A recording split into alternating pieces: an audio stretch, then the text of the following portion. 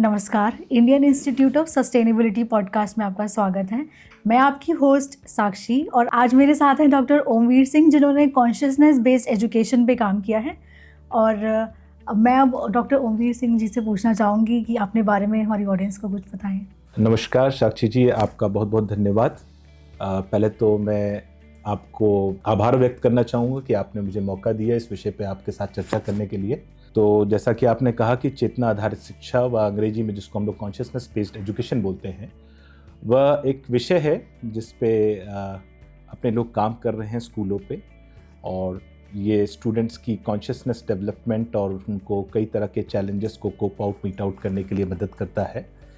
इस विषय पे हम लोग कई वर्षों से काम कर रहे हैं। जो सिलेबस है, ये जो करिकुलम है और ये जो एजुकेशन का एक मेथडोलॉजी है जो कि एग्जिस्टिंग एजुकेशन सिस्टम के साथ हम इनकॉर्पोरेट कर रहे हैं, उसका एक बिगर पर्पस भी है, जिसको मैं अभी उत्तराखंड से शुरुआत करते हुए, उत्तराखंड को चूज़ करने के पीछे हमारा कारण ये रहा है कि ये हिमालयी क्षेत्र है और विश्व की सबसे ऊंची चोटियाँ यहाँ पे हैं। यहीं से गंगा और यमुना जाती है, तो और यहीं पे हमारे ऋषि महर्षियों ने तपस्याएं की हुई हैं। तो ऐसी मन में भावना थी हमारे कि अगर यहाँ से कोई कार्य शुरू करते हैं और यहाँ का आशीर्वाद देके करते हैं तो वो विश्व में कुछ परिवर्तन ला पाने में सक्षम होगा। तो इस मंशा से हमने उत्तराखंड से इस कार्य को शुरू किया।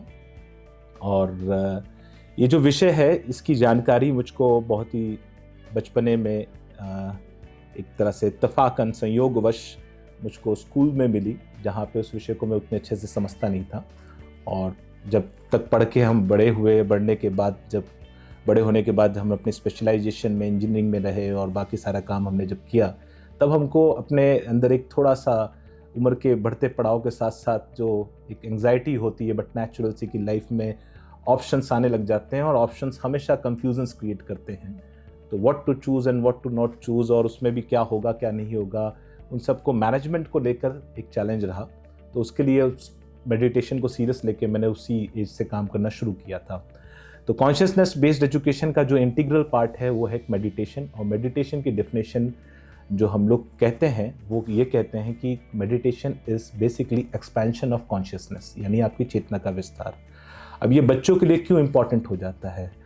बच्चों के लिए इम्पॉर्टेंट इसलिए हो जाता है कि जब मैं अभी थोड़ी देर पहले आप ऑप्शंस की बात कर रहा था आपसे, ऑप्शंस आपके सामने कई रास्ते हैं, किस रास्ते पे आपको चलना है, ये निर्णय लेने के लिए आपको जो फैकल्टी है वो काम करती है आपके दिमाग में। इंटेलेक्ट, निर्णय, बुद्धि का विषय होता है, और बुद्धि कार्य करती है ज्ञान के आधार पर। तो जो ज्ञान है वो चेतना में निहित होता है, और अगर चेतना आपकी विस्तारित होगी तो आप अधिक ज्ञानवान होंगे, अधिक ज्ञानवान होंगे तो आप सही जीवन में निर्णय लेने के लिए सक्षम हो पाएंगे। तो ये चुनौती हमने अपने जीवन में पाई, अनुभव की, और इसी चीज़ को, उसमें हमने ज्ञान का अभाव भी पाया।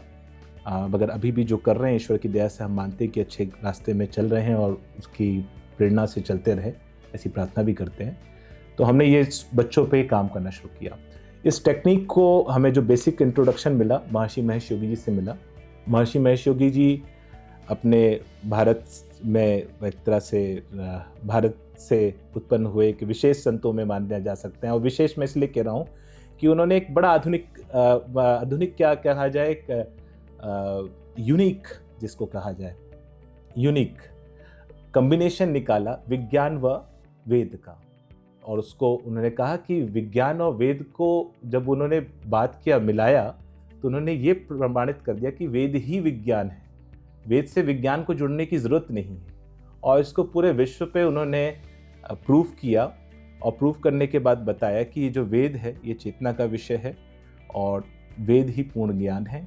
तो अभी हम जो भी स्कूलों में, कॉलेजेस में या डिफरेंट स्ट्रीम ऑफ एजुकेशन में स्पेशलाइजेशन से पढ़ रहे हैं, उसका अगर हमें कंस्ट्रक्टिव यूज़, कंप्लीट नॉलेज जानना है तो उसके लिए हमें चेतना का आधार लेना पड़ेगा। तो उमेश जी, जैसा कि आपने अभी बताया कि चेतनाधारित शिक्षा के बारे में बताया और वेदों की भी बात करी, तो मैं जानना चाहूँगी कि वेदों के हिसाब से शिक्षा क्या है? तो जैसा आपने मुझसे पूछा कि चेतना आधारित शिक्षा क्या है, और आपने उसको वेदों के बारे में बात किया, और वेदों के हिसाब से शिक्षा क्या होती है, ये बड़ा इंटरेस्टिंग है। और इसको समझने के लिए मैं आपको शिक्षा के 3 घटकों के बारे में, एलिमेंट्स ऑफ एजुकेशन के बारे में बात करना चाहता हूँ। और उसी चीज़ को कोरिलेट करना चाहता हूँ। जब भी हम शिक्षा की बात करते हैं तो वहाँ पे 3 चीज़ें होती हैं। 3 चीज़ें क्या? जैसे ये आपके सामने एक किताब है, डायरी है, आप इसमें लिखा हुआ कोई विषय पढ़ना चाहते हैं, ठीक है, वो किसी लैंग्वेज में लिखा होता है, उसको आप रीड करते हैं, that is process of reading या प्रोसेस ऑफ नोइंग। विषय क्या है? ये ऑब्जेक्ट है, जो सब्जेक्ट क्या है ये है, राइट? और जो नोवर है यानी कौन? मैं, स्टूडेंट, राइट? तो इसको अगर हम कैटेगराइज कर रहे हैं इजी भाषा में तो इसको हम लोग बोलते हैं कि knower, process of knowing and object to be known. ये 3 एलिमेंट्स होते हैं, राइट? अब जब प्रोसेस ऑफ नोइंग की हम बात करते हैं, जैसे अभी हम लोग बात कर रहे हैं, तो हम लोग अभी आपस में बैठ के यहाँ पे साक्षात रूप से बात कर रहे हैं, बट ये पॉडकास्ट रिकॉर्ड भी हो रहा है, इसको लोग सुनेंगे रिकॉर्डेड फॉर्म में, तो उनका mode of getting knowledge, process of knowing knowledge होगा, वो इंटरनेट पे उस चीज़ को देखेंगे। That all comes under the process of knowledge. Knowledge की जो प्रक्रिया है, ज्ञान की जो प्रक्रिया है, ज्ञान लेने की प्रक्रिया है, जिस विषय पे हम बात कर रहे हैं, चेतना आधारित शिक्षा, सपोज दैट वो ऑब्जेक्ट ऑफ द नोइंग हो गया, ठीक है। बट ये बात समझ में कब आएगी? मुख्य बात तब होगी जब जो नोवर है यानी मैं या आप उस विषय को सुनने के लिए जागृत हों, हमारी कॉन्शियसनेस उस चीज के लिए अलर्ट हो, तब उसको हम कंप्रहेंड कर पाएंगे, तब हम उसका मीनिंग निकाल पाएंगे। अभी हमारे एजुकेशन स्ट्रक्चर में हमने प्रोसेस ऑफ नोइंग में, टीचिंग मेथोडोलॉजीज में बहुत सारे एडवांसमेंट कर लिए हैं, तो इसमें कोई लिमिट नहीं है। अब तो एआई की भी यूज़ कर रहे हैं हम लोग, पूरे मल्टीपल सेंसेस का यूज़ करते हुए चीज़ों को समझ रहे हैं, हार्ट के डायग्राम्स को लेकर चीज़ों को समझ रहे हैं, राइट? एंड विषय की बात कर रहे हैं, जैसे जो हार्ट एनाटॉमी हो गई, फिजियोलॉजी हो गई, बायोलॉजी, केमिस्ट्री, फिजिक्स, जो भी सब्जेक्ट्स हो सकते हैं, ये सारी चीज़ें हैं। बट जहाँ इंपॉर्टेंट आता है, इन चीज़ों में बहुत सारी चीज़ें डेवलपमेंट हो गए, सिलेबस, सब्जेक्ट्स, इन सब में बहुत वेरिएशन से बहुत डेवलपमेंट है। काम कहाँ नहीं किया गया है अभी तक एजुकेशन सिस्टम में, and hopefully with this new education policy, जिसको हमारी लास्ट एजुकेशन मिनिस्ट्री में इसको लाया गया और अभी करंट एजुकेशन मिनिस्ट्री में इसको कंटिन्यू करके कोशिश की जा रही है इम्प्लीमेंट करने के लिए। तो काम वहाँ पे नहीं हुआ जहाँ पे बच्चे को अलर्ट करना था, अवेयर करना था, उसके कंटेनर ऑफ नॉलेज को बड़ा करना था, so that he can assimilate that knowledge. ये चीज़ थी। तो इस चीज़ को एक्सपैंड करने के लिए हम वहाँ पे एक प्रैक्टिकल टूल एजुकेशन में इम्प्लीमेंट कर रहे हैं, जिसको हम लोग मेडिटेशन के नाम से या ट्रांसेंडेंटल मेडिटेशन के नाम से कहते हैं। तो उससे फ़ायदा क्या होता है? बच्चे का जो कंटेनर ऑफ नॉलेज है, उसकी ओन कॉन्शियसनेस, वो एक्सपैंड करती है, और वो जब एक्सपैंड करती है तो वो जो भी चीज़ दिन भर पढ़ता है या जो भी चीज़ वो साल भर पढ़ता है, he is able to assimilate it well, and at the time of exam वो उसको रिकलेक्ट करके राइट भी अच्छे से कर पाता है। शिक्षा हमारे वेद का भी एक अंग है, जिसमें शिक्षा, कल्प, व्याकरण, निरुक्त, छंद, ज्योतिष हम लोग इससे करते हैं। उसका सामान्य भाषा में आप अर्थ समझें तो शिक्षा ऐसी होती है जो आपकी समस्त इच्छाओं को पूर्ति करने के लिए आपको सामर्थ्यवान बना दे। एक लाइन में आंसर है उसका, समस्त इच्छाओं को पूर्ति करने के लिए आपको सामर्थ्यवान बना दे। तो वेद का आपने एक पार्ट ये समझा। अब वेद में मैंने कहा कि शिक्षा भी है, कल्प भी है, व्याकरण भी है, निरुक्त भी है, छंद भी है, ज्योतिष भी है। तो ये हमारे वेदांग हैं। वेदांग के बाद फिर हमारे दर्शन भी हैं, जिनको उपांग भी हम लोग कहते हैं, जिसमें न्याय, वैशेषिक, सांख्य, योग, कर्म, मीमांसा, वेदांत, फिर उपवेद आ जाते हैं, जिसमें आपके आयुर्वेद और ये सब चीज़ें हो जाते हैं। एक कंप्लीट सिस्टम ऑफ नॉलेज हुआ करता था, जिसको हमने खो दिया, और हम आज अंग्रेजी शिक्षा या मैकाले शिक्षा पद्धति को पालन करते हुए आगे बढ़ रहे हैं, जिसमें बहुत एकांगी पक्ष को हम लोग चर्चा करते हैं। और इच्छाओं की तो बात दूर की है, अपने आप को कॉन्फिडेंट भी नहीं बना पा रहे हैं, वेल एक्सप्रेसिबल भी नहीं बना पा रहे हैं, और अपने जीवन को लेकर हमारे जो गोल्स होते हैं, लक्ष्य होते हैं, उनको भी डिसाइड नहीं कर पा रहे हैं। तो पूर्ति करने की तो बात ही दूर है। मतलब बच्चे को पता ही नहीं है कि उसको करना क्या है, और जब कर नहीं पाता है तो वो फ्रस्ट्रेशन होता है। हर एक इंस्टीट्यूशन से टॉपर्स निकलते हैं, मेरिटोरियस निकलते हैं, उनका हम बड़ा सा बैनर, पोस्टर, होर्डिंग लगा देते हैं कि ये प्लेसमेंट हुआ, वो प्लेसमेंट हुआ। बट हम वहाँ से इंस्टीट्यूशन का सक्सेस नहीं मानते हैं। हम इंस्टीट्यूशन का सक्सेस तब मानते हैं जब उसके 80% स्टूडेंट्स सेलेक्ट हो, ना कि जो 10 या 20% का वो दिखा रहा है, क्लेम कर रहा है कि मेरे बच्चे यहाँ सेलेक्ट हो गए, वहाँ सेलेक्ट हो गए। अरे बाकी बच्चे किस लेवल पे आ गए, एवरेज क्या है, मेजॉरिटी क्या है, are they satisfied, are they well placed, are they on the correct part of their life. तो वो चीज को ठीक करने के लिए कहीं हमको शुरुआत से ठीक करना पड़ेगा। तो वो प्रयास है, ये वैदिक शिक्षा ही है, वेद का ही पक्ष है, जिसको हमने नाम बदल के चेतना आधारित शिक्षा कर दिया है। चेतना उसका एक व्यवहारिक पक्ष है वेद का। असल में वेद को कहा जाए तो वेद की परिभाषा लोग कहते हैं कि आत्मवृत्ति वेद शब्द वेद विश्व नाम रूपम, यानी आत्मा का जो स्पंदन है, आत्मा की जो रिवर्बरेशन ऑफ सोल है, that is Veda, that is Veda actually. और वही जो रिवर्बरेशन, जो वो जो वाइब्रेशंस हैं, वो एनर्जीज है, जब वो सेटल डाउन होती है, जब वो मैनिफेस्ट होती हैं, that is physical aspect of it, जिसको हम लोग विश्व कहते हैं। तो ये 3 चीजों में डिवाइडेड है, आध्यात्मिक, आदिदैविक, आदि भौतिक।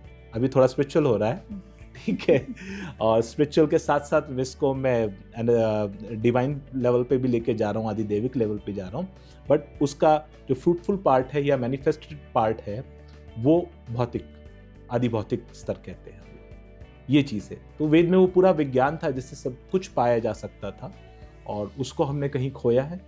तो उसको रिस्ट्रक्चर करके भले ही पूरा रिस्टोर ना कर सके, तो कम से कम अपने आप को उस दुख और दारिद्रता से तो दूर ला सके जो अभी इस पूरे समाज में व्याप्त है।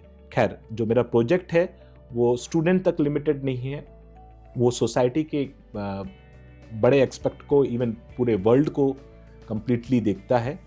जो हमारा प्रोजेक्ट है वो हम लोग उसमें एक महर्षि जी की ही द्वारा एक प्रोपाउंडेड थ्योरी है, और प्रोपाउंडेड थ्योरी का इट्स अ प्रूवन थ्योरी जो कि योग वाशिष्ठम से ली गई है। उसमें ये कहा जाता है कि अगर कुछ निश्चित समूह के लोग इकट्ठा बैठ के ध्यान, पूजा, उपासना करते हैं, यहाँ कलेक्टिव कॉन्शियसनेस की बात की जा रही है, जैसे मेरी कॉन्शियसनेस, आपकी कॉन्शियसनेस, अभी हम लोग एक विषय पे बात कर रहे हैं तो हम लोग एक विषय पे चर्चा कर रहे हैं, भले ही हमारी थिंकिंग, अंडरस्टैंडिंग उस पर डिफरेंट हो सकती है, हाँ, बट हम एक विषय पे चर्चा कर रहे हैं। तो जब वो एक विषय पे या एक गतिविधि साथ में होती है तो उसका एक इम्पैक्ट उस सोसाइटी, इंडिविजुअल्स तक लिमिट नहीं होता, रादर वो एक ऑर्डरलीनेस, सत्व का गुण रंजित करता है पूरे समाज में। तो बड़ा इंटरेस्टिंग फैक्ट है कि you just need just 1% of people to correct the whole world, and actually it is even right now. अभी भी आपकी पूरी दुनिया को 1% लोग कंट्रोल कर रहे हैं, 1% ही कर रहे हैं, बट वो अपने तरीके से कर रहे हैं, उनका गलत तरीका है, ठीक है। बट अगर वही 1% सत्व में स्थापित होकर अगर कार्य कर रहा है तो वो पूरे विश्व को एक अलग दिशा दे सकता है, एक अलग परिकल्पना दे सकता है। परिकल्पना क्या, एक सत्यता दे सकता है। परिकल्पना तो अभी है, मगर वो सत्य होगा जब वो घटित होगा, और वही राम राज्य होगा। एक्चुअली वो डेफिनेशन है राम राज्य की। गोस्वामी तुलसीदास जी रामचरितमानस में कहते हैं कि दैहिक दैविक भौतिक तापा, राम राज दुख काहू न व्यापा। राम राज वो था जहां पे किसी भी प्रकार का दुख या ताप, यानी एंजाइटी, स्ट्रेस, डिसऑर्डर्स कुछ नहीं हुआ करता था। सभी नर आपस में परस्पर प्रीति रखते थे, सबको एक दूसरे को परिवार मान के चलते थे, ये चीजें करते थे। तो ये चीज को क्रिएट करने के लिए, एक पूरे वर्ल्ड में ऑर्डरलीनेस लाने के लिए, वर्ल्ड पीस लाने के लिए हम लोग ये काम करें, और उसकी रूट्स हमारे वेदास में ऑलरेडी डिस्क्राइब्ड है। इट्स नथिंग न्यू, ये हमारी शंकराचार्य परंपरा, हमारी वेदों का ज्ञान है, जिसको अपने लोग एक आज के परिवेश में युगानुकूल व्यवस्था के तौर पे अलग शब्दों में, अलग भाषाओं का प्रयोग करते हुए इम्प्लीमेंट करने का प्रयास कर रहे हैं, क्रियान्वित करने का प्रयास कर रहे हैं। जी।